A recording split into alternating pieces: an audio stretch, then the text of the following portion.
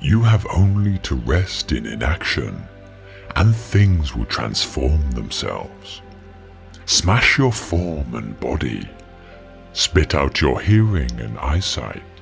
Forget you are a thing among other things, and you might join in great unity with the deep and boundless.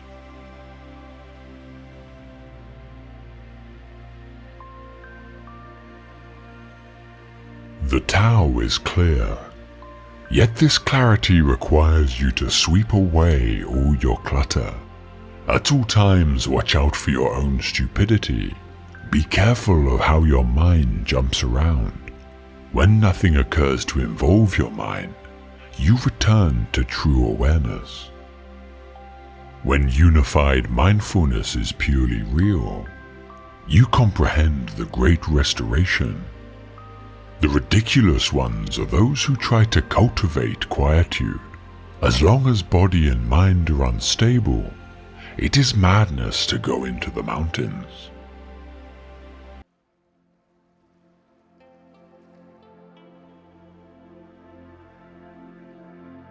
When two things occur successively, we call them cause and effect if we believe one event made the other one happen. If we think one event is the response to the other, we call it a reaction. If we feel that the two incidents are not related, we call it a mere coincidence. If we think someone deserved what happened, we call it a retribution or reward depending on whether the event was negative or positive for the recipient. If we cannot find a reason for the two events occurring simultaneously or in close proximity, we call it an accident. Therefore, how we explain coincidences depends on how we see the world. Is everything connected so that events create resonances like ripples across a net? Or do things merely co-occur and we give meaning to these co-occurrences based on our belief system? Lao Tzu's answer, it's all in how you think.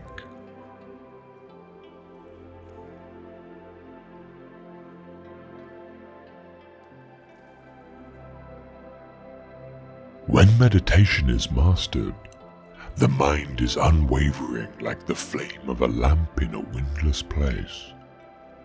In the still mind, in the depths of meditation, the self reveals itself. Beholding the self by means of the self, an aspirant knows the joy and peace of complete fulfillment. Having attained that abiding joy beyond the senses, revealed in the stilled mind, he never swerves from the eternal truth.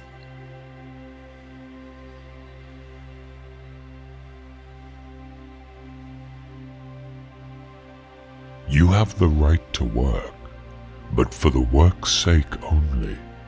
You have no rights to the fruits of work. Desire for the fruits of work must never be your motive in working. Never give way to laziness either. Perform every action with your heart fixed on the Supreme Lord. Renounce attachment to the fruits. Be even-tempered in success and failure, for it is this evenness of temper which is meant by yoga. Work done with anxiety about results is far inferior to the work done without such anxiety, in the calm of self-surrender. Seek refuge in the knowledge of Brahma. They who work selfishly for results are miserable.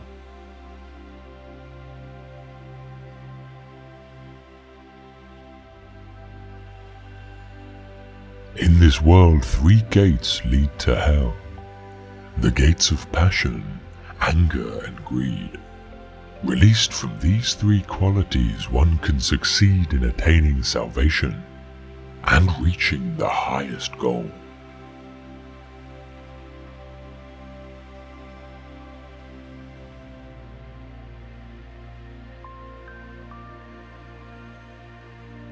You are what you believe in. You become that which you believe you can become.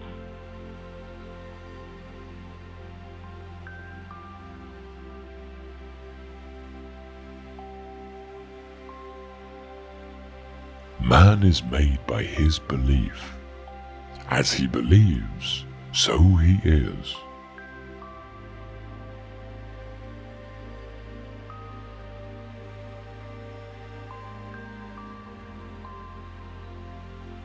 Seek refuge in the attitude of detachment, and you will amass the wealth of spiritual awareness. The one who is motivated only by desire for the fruits of their action, and anxious about the results, is miserable indeed.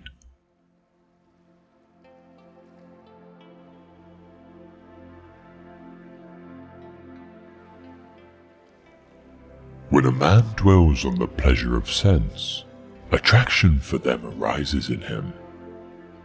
From attraction arises desire, the lust of possession, and this leads to passion, to anger. From passion comes confusion of the mind, then loss of remembrance, the forgetting of duty. From this loss comes the ruin of reason, and the ruin of reason leads man to destruction.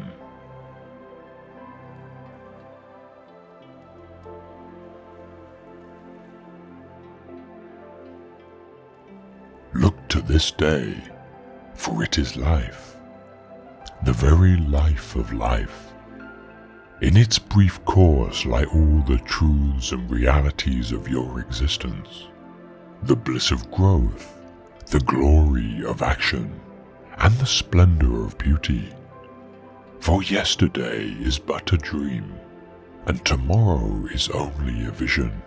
But today well lived makes every yesterday a dream of happiness, and every tomorrow a vision of hope.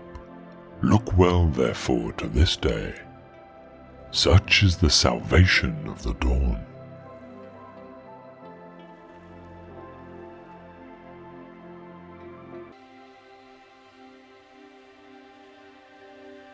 The soul who meditates on the self is content to serve the self and rests satisfied within the self. There remains nothing more for him to accomplish.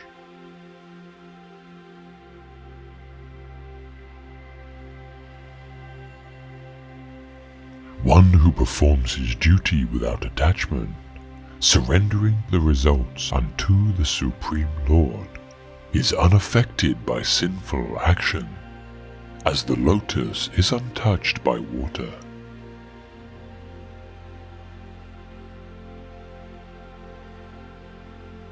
One who has control over the mind is tranquil in heat and cold, in pain and pleasure, and in honor and dishonor, and is ever steadfast with the Supreme Self.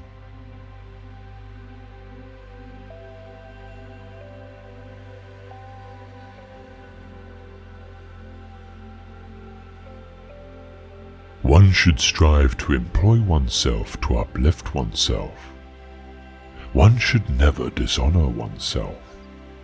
The self is one's friend, as well as one's enemy.